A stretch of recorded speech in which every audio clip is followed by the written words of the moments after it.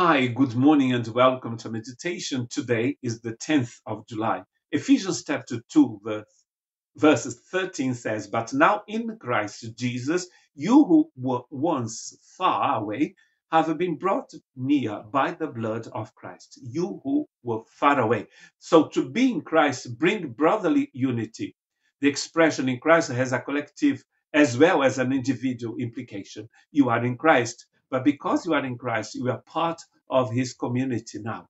And it is not you who have decided that. It is Jesus who has who decided to do that. It is an eternal plan, eternal economy, Paul says in Ephesians chapter 1. It means to be related not only to the Messiah personally, but also to his community, the community that he came to build.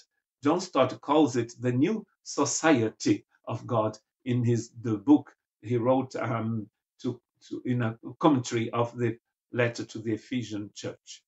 So it is possible to belong to, it is not possible to belong to him and not to belong to another person, to belong to a group of people who confess the name of Jesus Christ. So in this new community, Jesus has abolished the barriers of race, nationality, class, and sex, which normally divided and still divide mankind. So in the place of all these divisions, he has created what Paul calls the single new humanity. He writes again that there is neither Jew nor Greek, neither slave nor free, neither male nor female. You are all one in Christ. He wrote that in his letter to the Galatian church.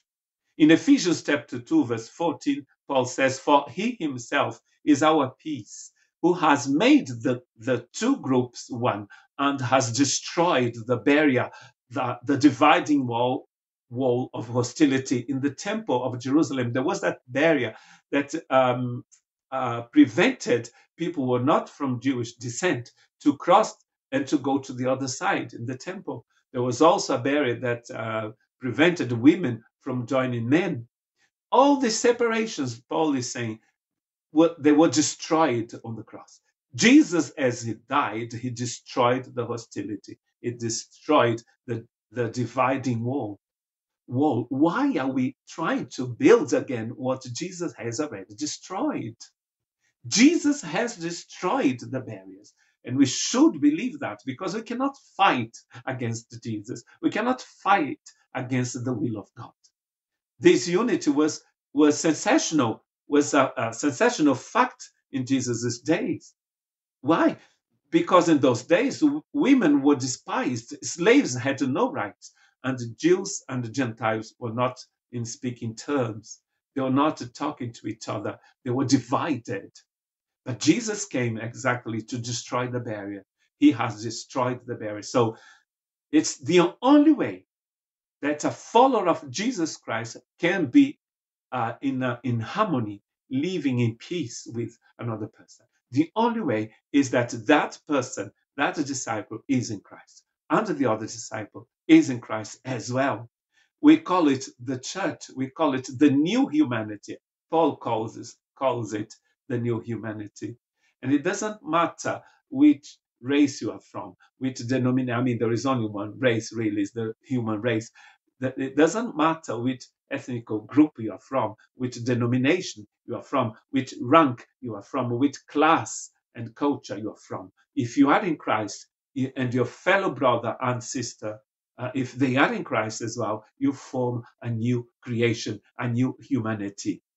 In Ephesians chapter 2, verse 15, Paul says, "By setting aside in his flesh the law with its commands and regulations, his purpose was to create in himself one new humanity out of the two, thus making peace." Out of the two. There were two humanities. Now there is only one that the Bible calls the ecclesia of God.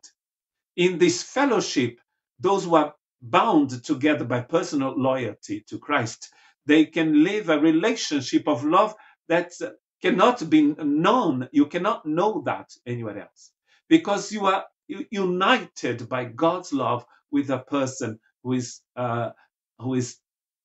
likewise united in Christ. The love of Christ is in you. The love of Christ is in that person. So you can live a relationship that is eternal. Ephesians chapter 2, verse 16, and one body to reconcile both of them to God through the cross, by which he put to death their hostility. Again, he comes back to talk about hostility. There is no hostility. Jesus killed the hostility. He came and preached peace to you who were far away. He's talking to the Ephesians, saying that they were far away, but also peace to those who were near.